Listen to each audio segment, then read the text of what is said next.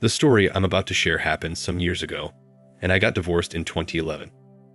I met my ex-wife on a social media site called MySpace when I was 19 in 2006. I was in my last year at junior college at that time. I know y'all are going to scold me for this, but she was 9 years older than me. I know, I'm an idiot. Get it out. So yeah, she was 28 when I met her. To me, she was beautiful. She still is today. She used to model when she was about 18 to 24. She was published. She truly is beautiful on the outside, but inside is hideous though. Well, I came to learn that later. From the beginning, my mom did not like her at all. It was the age thing for her, but she later got over it and just put up with it. She did not have kids when we met, but would always talk about being ready to settle down and have kids. At the time, I was okay with working towards marriage, but I had no interest in having any kids yet until I got a great position in my career.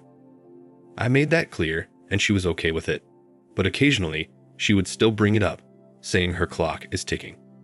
For context, her mother had her at 42 and her brother at 44, so I would tell her, "You'll be fine, your mom had you late." Anyway, we started dating, and we would have so much fun. She just introduced me to a lot of stuff I wasn't familiar with. Nothing bad, but before her, I'd never been to a club or a bar. I travel all the time, especially to Florida. When I turned 21, we had so much fun together. It was my first time going to a casino. We got drunk, and I won big that night out in Vegas. It was almost like we balanced each other out in a way. She was very outgoing, and I've always been this reserved guy. Anyway, I asked her to marry me in 2010.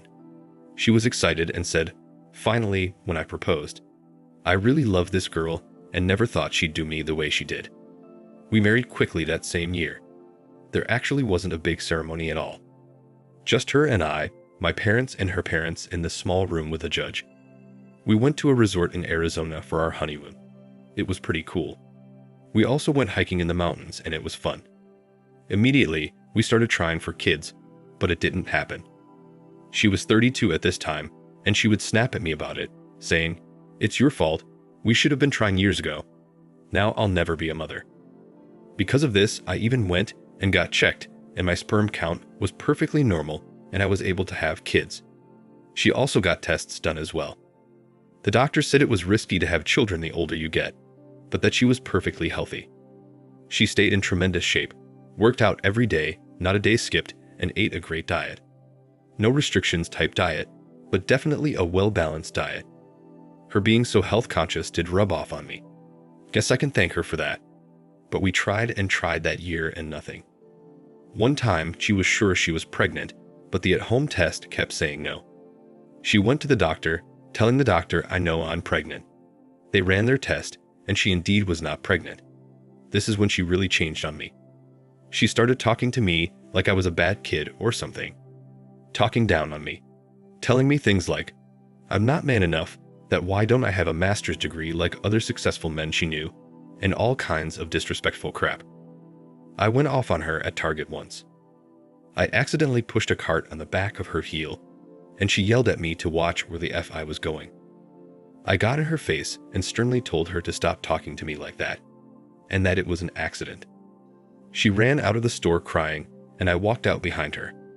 We got in the car, and she just started crying, saying she was sorry, and that she's so frustrated with everything. I told her I understood that not having kids right now is bothering her, but will be fine. She apologized again, and we drove off. She told me to pull into a car wash. One of those automatic ones, because she wanted to wash the car. Once we pulled in, she proceeded to give the greatest PJ she had ever given me. Afterwards, she told me she loved how I put her in her place and wanted me to be that way more often. Though that actually did work, and with my lack of experience. It was something I'd learned while in that relationship.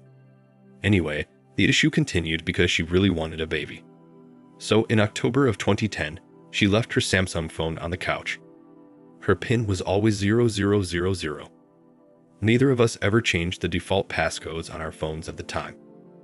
I snooped because I started to wonder if she was cheating on me, because the way she would talk to me sometimes just wasn't cool. I saw that she had a text thread between this guy, who I later found out was a teller at our bank. He definitely was trying to sleep with her and told her she could do better than me and how he is the man for her. He and her are the same age and got engaged years later after her, and I got divorced. She would tell him how it wasn't right to go out with him, but she really wanted to, and how she regrets marrying me. He would send her explicit pics of his package and everything. She would reply how she likes it, etc. I saw enough. When she got back after walking our dog, I had her phone in my hand and I said, "So you like Tyrone, huh?" She asked that I give her the phone, but I held on to it and asked if she regret marrying me. She said yes, she does, and that I should give her the phone. I gave her the phone and I said I'm out of here, and we're getting a divorce. She laughed her butt off and said, "Good, please bring me the papers, I will gladly sign them." I kept it cool and went up and packed my stuff, but I was deeply hurt. While I was packing, I was beating myself up and kept asking myself what was I thinking getting married when I'm only 23. Why would I do something so stupid? Well, I got all my clothes packed up and I left. I went straight to my parents' house and I cried like a little bee in my parents' living room. My mom held me and they told me things would be okay. Even though I'm over her, I still know that pain today, and I don't wish that feeling on any man. I actually searched for a therapist on my own because I didn't have any friends. I completely abandoned them after getting with her. It was like she had me under a freaking spell or something because she was all I cared about. She got served divorce papers via mail, and like she said, she gladly signed them. She sent a picture to my phone of her and the bank teller guy holding the signed divorce papers. That tore me up. This was when I actually sought out a therapist. My therapist was a 40-year-old man who I'm still cool with till today. That man picked me up and encouraged me. He's a very stoic man, and he told me to pick my head up, that it's not over and that I got more to accomplish. He told me she'll eventually regret losing me, and that I shouldn't bother trying to stick it to her by trying to get revenge, but I should just move on with my life and I'll win. We eventually divorced finally in 2011. Since then, I went back to school, graduated with my master's in 2015. I passed a PE exam in 2020, and I am now an engineer licensed by the states. The firm I work for is a very successful firm, and we do work all over the US. This firm has won many awards, and I hold a high position there. I make very good money too just from my career, and I also teach evening courses at a local college twice a week. I know for a fact I wouldn't have done any of what I have accomplished if I stayed with her. And I have to thank my therapist for this, who is also my friend today, for lighting the fire under me that got me motivated. I could have easily just slumped into a depression and beat myself up while she had moved on to another dude. How I knew about her getting engaged a year after our divorce was because my mom told me. She ran into her one day, and my mom told me how she was engaged to get married and was pregnant.